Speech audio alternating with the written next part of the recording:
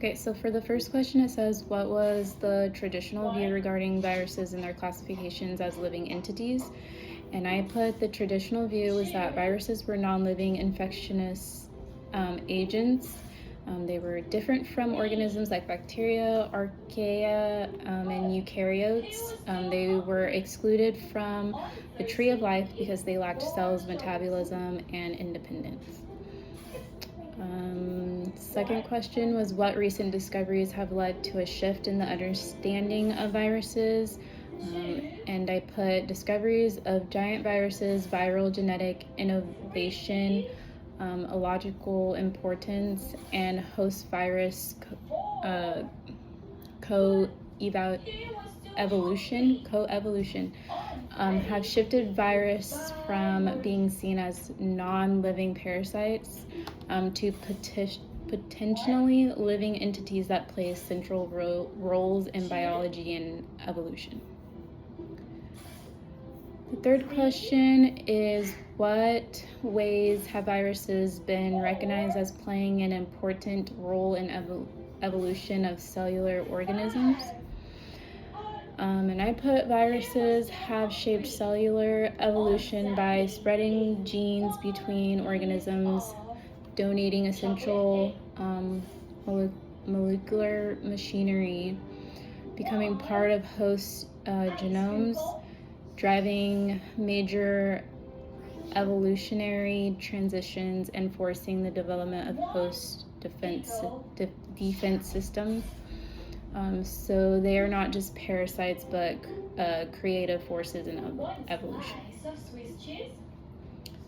The next question is, how have definitions of viruses changed in light of recent research? I put viruses used to be seen as non-living particles, but now they are viewed as living, complex, and central to evolution and ecologically. The next question is, what is the distinction between viruses and their virions? So viron equals the dormant transport form. They're non-living. And then a virus, the full organism, living only in its active intracellular phase. Mama. Hold on, I'm doing something. The next question is, how can viruses be viewed as complex living entities according to the article?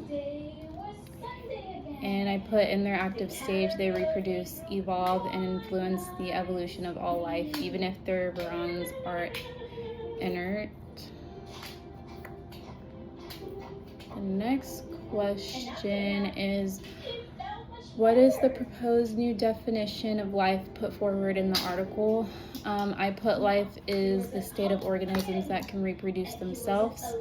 By this, both cells and viruses in their active stage are alive. The next question is, what does the article suggest about the relationship between ribosomes encoding organisms and capsid encoding organisms? So the article suggests that ribosome encoding organisms, which those are cells, and capsid encoding organisms, those are viruses, are two complementary co-evolving forms of life. Cells create ribosomes and sustain metabolism, while viruses create capsids and ensure genetic flow between hosts. Both are essential and inseparable parts of life's history. The next question is, how does the author define an organism? So for the author, an organism is a lineage-forming, evolving entity, not necessarily a self-sufficient cell. So by this, the viruses are organisms just with a different strategy than cells.